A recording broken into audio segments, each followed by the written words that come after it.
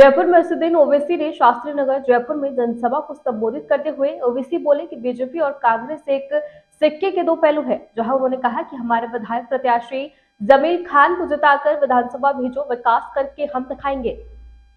जहां ओवैसी ने बीजेपी कांग्रेस को आड़े हाथों लेते हुए कहा कि ये दोनों एक सिक्के के दो पहलू हैं। राजस्थान की जनता कांग्रेस बीजेपी से तंग आ चुकी है और नए विकल्प को देख रही है और हमारी पार्टी से जमील खान हवा महल से प्रत्याशी हैं। आप ज्यादा से ज्यादा तादाद में इनको वोट करके कामयाब कर विधानसभा भेजे। आपकी हर समस्या को हम विधानसभा में उठाएंगे। आज राजस्थान का मुसलमान बदहाली का शिकार है। जिन बच्चों के हाथों में किताबें होनी चाहिए थी उन बच्चों के हाथों में नशा है। इसलिए हम आपके बीच आए हैं और मुझे उम्मीद है कि आप सोच समझकर फैसला करेंगे और आने वाली 25 तारीख को हवा महल से जमील खान को बड़ी तादाद में वोट करेंगे।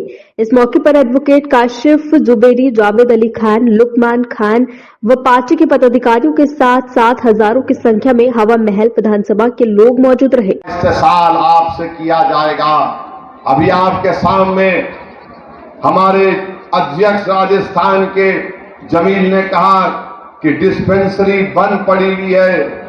अरे आपका मंत्री था, यहां का विधायक, डिस्पेंसरी कैसे बंद हो सकती है? डिस्पेंसरी कैसे बंद हो सकती है? मगर वो मालूम उनको कि आप लोग आपसे कुछ भी कर सकते, मगर आप कांग्रेस को ही वोट देंगे। आप जानते हैं कि इकबाल की मॉब लिंचिंग भी हुई। बताइए, आप इतने बड़े बड़े मसाइल आपके हैं, कैसे आप लोग खामोश बैठेंगे? मेरे अजीज दोस्तों, मेरे बुजुर्गों, यकीनन बीजेपी नफरत का पैगाम फैला रही है। बीजेपी इस मुल्क को हिंदू राष्ट्र बनाना चाहती है। बीजेपी संविधान में जो अल्पसंख्यक समाज अकलियतों को जो सहूलतें दी गई हैं, बीजेपी उस पर ललचाई नजरों से देखती है। मगर बताओ, किसका नुकसान हो रहा है बीजेपी जब से सत्ता में आई? क्या अशोक गहलोत और राहुल गांधी के घर को बुलडोजरों से तोड़ा गया? नहीं तोड़ा गया। क्या अशोक गहलोत के रिश्तेदारों को जिंदा जला दिया गया? नहीं जलाया गया। क्या कांग्रेस के किसी नेता की बेटी के सर पे से निकाब खींचा गया? नहीं खींचा गया। क्या इनके नेताओं के बच्चे यतीम हुए? नहीं हुए।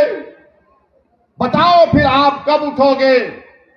तुम कब तक ख्वाबे गफलत में रहोगे? क्या तुम कयामत जब आएगी जब उठोगे? जब सूर फूंका जाएगा तुम जब उठोगे? अरे जिंदगी का सबूत देना है, जिंदा रहने का सबूत अगर देना है तो ये वक्त है उठने का हवा महल की आवाम। अगर तुम आज नहीं उठोगे तो फिर कब उठोगे? जब तुम्हारे सामने तुम्हारी औलाद बर्बाद हो जाएगी। बताओ, आपको आज सबूत देना पड़ेगा। यकीनन संघ परिवार को का बीजेपी को हराइए, मगर अपने लिए भी तो जियो कभी। तुम 40 साल से कांग्रेस को वोट डाल रहे हो, क्या मिला आपको? बताओ। अफरोजुल की लाश हमने नहीं देखी कि उसका वीडियो निकालकर उसको कुल्हाड़ी से मारकर जिंदा जला दिया गया। क्या जुनैद नसीर की मौत हमारे दिलों को तड़पाने के लिए काफी नहीं है? अरे अल्लाह अगर जुनैद और नसीर की रूहों को जबान देगा तो जुनैद और नसीर की रूहें तुमको पुकार पुकार कर कह रही हैं, अरे हम तो मर गए, तुम जिंदा हो और जुनैद नसीर को मरने से बचा लो। मेरे अजीज दोस्तों, नहीं तुम्हारे थाली के लिए नहीं कह रहा हूं, मेरी बात तुम्हारे दिल में जाना चाहिए, मेरी बात तुम्हारे दिमाग में उतरनी चाहिए। अरे क्या तुमने नहीं देखा कि जयपुर की ट्रेन के एक्सप्रेस में एक जालिम रेलवे प्रोटेक्शन का ऑफिसर एक आतंकवादी की तरह नाम पूछकर गोली मारता है। मरने वाले 3, एक का ताल्लुक हैदराबाद से था। हमने हमारी मुख्यमंत्री के पास जाकर असेंबली में हमारे एमएलए अकबरुद्दीन ओवैसी ने मुतालबा किया कि मरने वाली बेवा उसके बच्चों को सरकार पैसे दे। सरकार ने पैसे दिए। उसके 3 बच्चे थे, एक 6 महीने का मासूम बच्चा भी था। उनके अकाउंट में पैसे जमा करवाए। सरकार से कहा कि बेवा को नौकरी मिलनी चाहिए, नौकरी का कागज उसको दिया गया। हमने सरकार से कहा बेवा है उसको गवर्नमेंट घर दे, उसको घर मिला, घर के कागज मिले बेवा के नाम पर। बताओ, एक मरने वाले का ताल्लुक राजस्थान से था, क्या मिला उसको? उसका गुनाह क्या था कि उसको गोली मार दी गई? उसका गुनाह यही था कि उसके चेहरे पर दाढ़ी थी। बताओ, ये जो सेकुलरिज्म के नाटक करते हैं कि ओवैसी को गाली देते हैं, बताओ तुम्हारी सरकार ने क्या किया उन गरीब परिवार के लिए?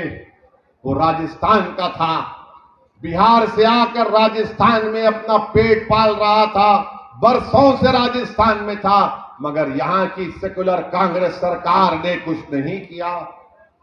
मेरे अजीज दोस्तों और बुजुर्गों, हम आपको बता रहे हैं, याद रखिए, अगर आप नहीं उठेंगे, मुझे छोड़ दीजिए, मैं अपनी जिंदगी गुजार लूंगा।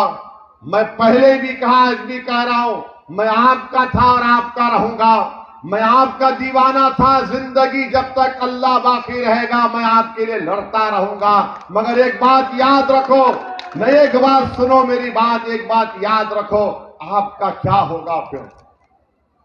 आपका क्या होगा? कभी आपने सोचा कि कौन तुम्हारी लड़ाई लड़ेगा?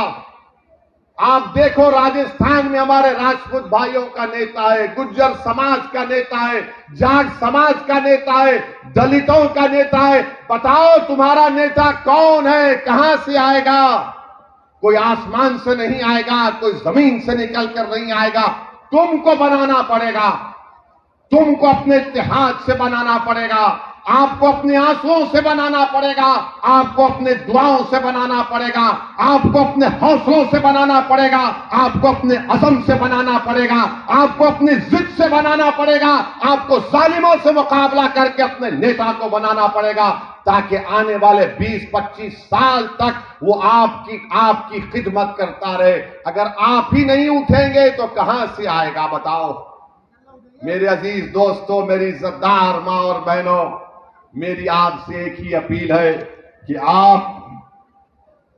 आप इंशाअल्लाह ताला, मुझे यकीन है कि आप अपने इस बार अपने वोट का सही इस्तेमाल करिए।